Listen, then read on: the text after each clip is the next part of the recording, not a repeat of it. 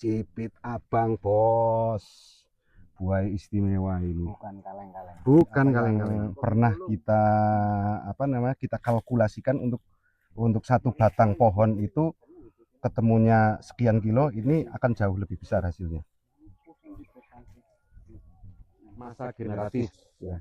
Jadi atasnya merah, kemudian di bawahnya itu dia sudah mengalami pembungaan.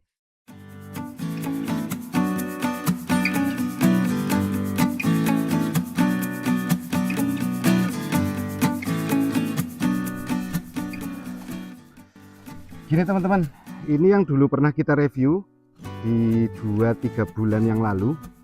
Ini sudah segede gaban teman-teman. Sudah segede gaban. Sudah menua, ini sebentar lagi mau petik. Ini mungkin menunggu merah seperti ini baru dipetik. Yang dulu pernah kita review, klik saja di video kita yang lalu. Ini ada klon putih. Terus kemudian satu lagi yang kemarin agak bagus, cukup bagus, itu cipit abang. Oh, cipit abang bos, buah istimewa ini. Bukan kaleng-kaleng. Itu lebih gede batang kopinya bos. Lebih gede batang kopinya, lebih gede buah kopinya ini. Luar biasa ini Pak Heru. Mantap, ini juga cipit abang teman-teman ya.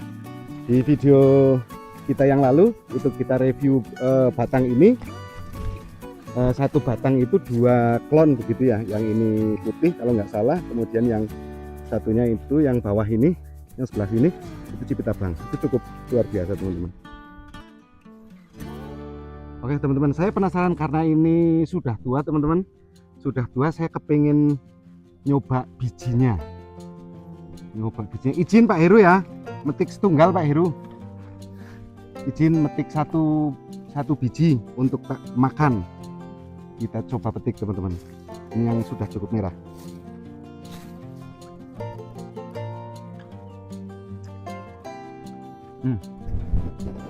Manis teman-teman.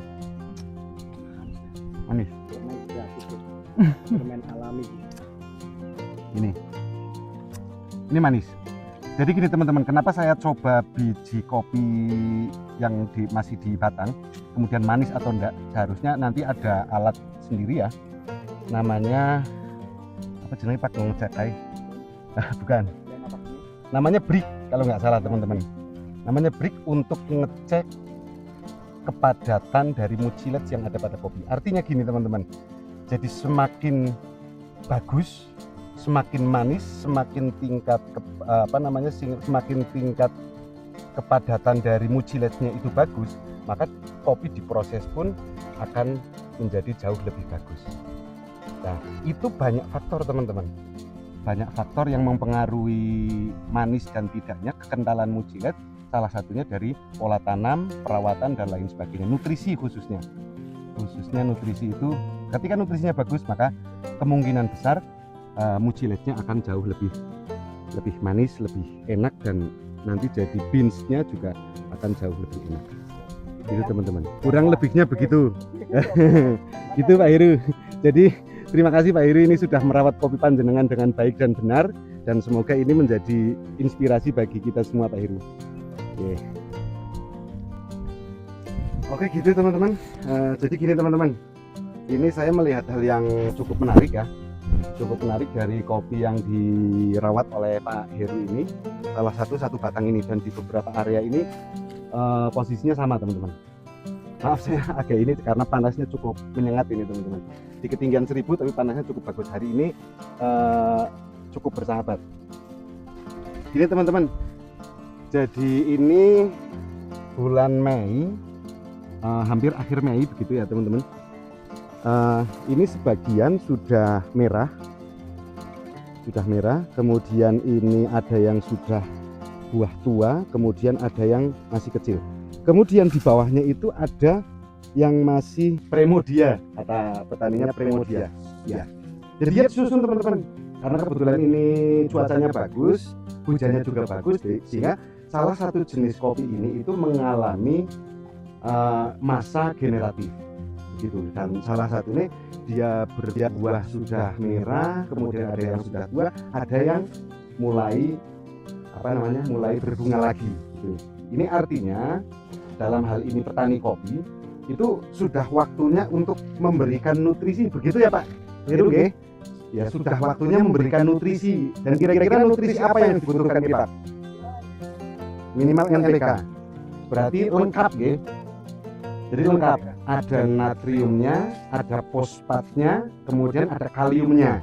Karena hari ini yang kopi butuhkan itu bukan cuma nitrogen, bukan cuma kalium, tapi ini butuh lengkap teman-teman.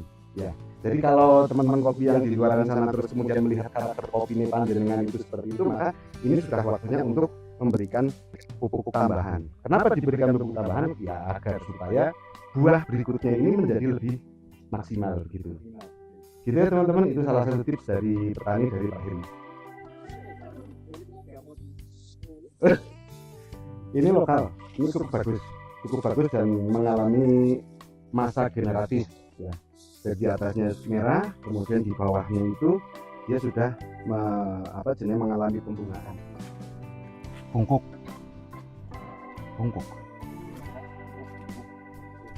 Ini ada satu batang yang kelihatannya dari petaninya itu kepingin membuat hal baru. Saya nggak tahu ini dapat inspirasi dari mana. Ya, kenapa saya katakan begitu? Ini cabang air ini harusnya itu dipangkas, cuman ini dibiarkan sama Pak Heru untuk dibiarkan berproduksi. Itu menjulang tinggi teman-teman. Itu menjulang tinggi, ada 2 meter lebih ini. Nggak tahu ini mau dibikin seperti apa, kurang paham. Ya. Gini teman-teman, jadi kenapa ini kita share begitu ya?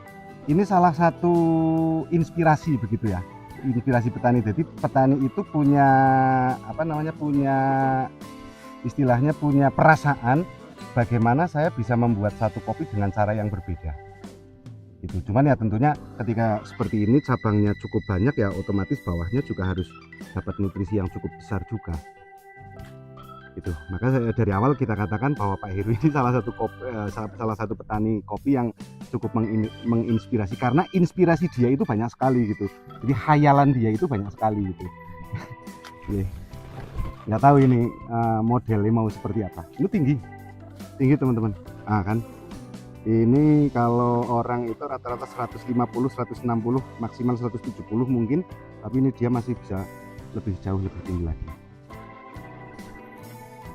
Kemudian ini bingkuh, sumbernya dari Sumatera, katanya Sumatera. Batangnya kecil, tapi lebih banyak buah daripada daun. Ini keren teman-teman, keren. Ini sangat menginspirasi teman-teman. Ya. Kalau dengan seperti ini mungkin perhitungannya akan jauh lebih besar ya, akan jauh lebih besar dari apa yang pernah kita kalkulasikan untuk satu batang pohon itu ketemunya sekian kilo, ini akan jauh lebih besar hasilnya. Dan ini prospek untuk tahun depan, begitu ya Pak Heru nggih?